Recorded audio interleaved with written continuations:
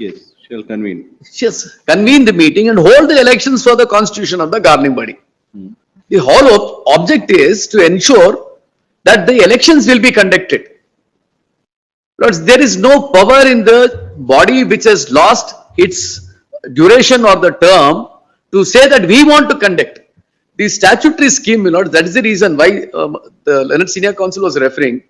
The 28A4 as it then existed required that every year there is a requirement of conducting. That's what was considered, Lords, in the full bench judgment in 1993. Subsequently, 28A4, Lords, your Lords will recollect, was stood amended, where it said that the moment there is an expiry, there is a... The amendment was in 76, the judgment is in 93. Lords, this is under the Cooperative Societies Act, which dealt with the cooperative year and the year. Lords, ultimately the full bench said you cannot impute year to the, you cannot impute the cooperative year for computation of the term. It is only the calendar year. So from this day till the end of 1 year or 3 years as the case may be, that is to be computed. That's a judgment, Lords, which favors the interpretation that there is no way that the term can be extended beyond the period of 3 years. That is a calendar years, 3 calendar years. The only other question is, they can't come before the court and say 31st December. Lords, they have admitted, Lords, if your Lords were to see, the term is ended in WP number 33855 of 2025. Lords, the association writes a letter at annexure B, page 17. The president of the association writes a letter. The letter is in reference to the upcoming elections of our association, as the term of the current executive committee is set to expire on 12/10/2025. The first paragraph. Yes. Lords, then your Lords will kindly see, I'll just point out, Lords, on 1710 at page number 26. There is a third interpretation. One is financial year, next financial year. Yes. Lord, that is One is same calendar year. Yes. The third interpretation is year from the date of elected. Yes. That's the reason why I said the legislative wisdom consistently is 3 years is from the date on which a person is elected, computed by the calendar year. So that is, it is not going by the financial years. If it is in January 1st, then it is the 31st of December. That's essentially how, Lords, the year has to be computed. Now they have understood it. It is not that they did not understand it in this sense. I can understand.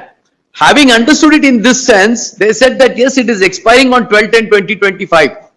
Lords, therefore, Lords, my respectful submission is that the requirement of conducting an election during the tenure of the office bearers is within that period of 3 years if they want to exercise that right. The moment they cross that period of 3 years, the right to conduct the election is lost. Lords, yesterday, Lords, your Lordships have already taken a view in one of the matters. I just requested, I was here, Lords, your Lordships dictated one of the matters. While interpreting section 27A1B, your Lordship said that it is automatic. Yes. There is no requirement of, because it is ultimately a question of who should hold the elections. Lords, an office bearers whose term is already expired, whose laxity is so writ large that they did not want to conduct the elections, will not be given the baton for the purpose of conducting the elections for the next year. So that's essentially, my Lords, the wisdom. So therefore, my Lords, my respectful submission is that they don't have powers to hold the election. Now to come before the court and say that we want to conduct the elections and we wanted the postponement, it impinges upon the scheme of the statute itself. 27 years stands violated if this is done. And this clauses in the bylaws which says that you are required to continue till the next, this says come up for interpretation which says the date to affairs. Till a new body comes into existence, date to affairs. But here what happens is, if such clauses are there, I just wanted to say this, Lords. These are the bylaws which were inserted prior to 1976. Usually these kind of bylaws are there which was approved prior to 1976. After 76, if it is by inadvertence or otherwise, there may be. But usually such clauses are not there in the bylaws registered after 1976. The reason is that the moment there is an expiry of the term and the new body is not constituted, Lords, may kindly see the powers that can be exercised under 27A. The body ceases.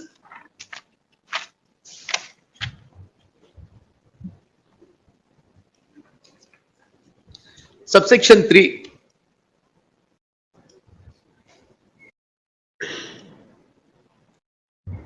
That is on the appointment of an administrator. Yes. It's not automatic on the expiry of the term. Lord, that's the reason. It is on the Expiry of appointment the of term, Lord, now, on expiry of the term and the new body having not come into They are existence, saying it's automatic on the expiry. the reason Therefore, is, 3 will be automatic. Lords, the reason is 27A1B requires that the moment the term is not, the term is concluded and the new body does not come into existence, they cannot conduct the elections. This is number one, because that power goes. Then it has to be done only by the administrator. Administrator has to be appointed under section 27A. There may not be a deeming provision, but in the scheme of the statute, it is like a formality that this has to happen only in this fashion. There is no other means by virtue of which the statute provides. There is no provision of law which they can refer to saying that if the body does not conduct the election within the term which is stipulated and the term expires, new body is constituted, there is a power vested in the government or any other authority constituted under the act which can extend this time. If this can't be done, essentially, the statute puts the embargo on the manner in which these elections are required to be conducted. In which event, the essential consequence will be subsection 3. So, such bylaws which were registered way back in because it's a 60-year-old society, apparently it is prior to 1976. So, these kind of bylaws will have to yield to subsection 3 of section 27A. No board can say that we want to continue for even a single day after the term is over if the new body is not constituted.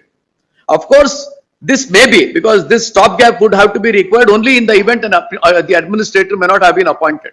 But otherwise, the mandate is only this. This is how, the legislative wisdom has been throughout the country and throughout the state in respect of all democratic bodies. There is no way a person will be permitted to occupy the chair for which he is elected for the given term, because the election takes place for the given term. Beyond the term. For that given term, if he is elected, yes, you have no right to be elected beyond that term. There is one judgment, my lord, sir, now I am recollecting, which said that a person... 243U. Yes, my lords, no, under the Societies Registration Act itself, with reference to our association, my lords, that is Advocates Association, I think His Lordship Justice Krishna Dikshit has taken the view. The election takes place for a term. Correct. So the moment the term expires, the mandate given by the voter to you expires. You will not be extended. The term will not get extended because you are elected for the term. Because I just take that judgment, because I had appeared in that matter. So mandate given. The mandate of the electorate is for the term that expires. You cannot come and say that no, you give me another 1 day also. That's essentially, my lords, what I'll just. So therefore, my lords, so grateful. Can I just seek your lordship's excuse, my lords? Sorry, my lords. So sorry, my lords. Yes.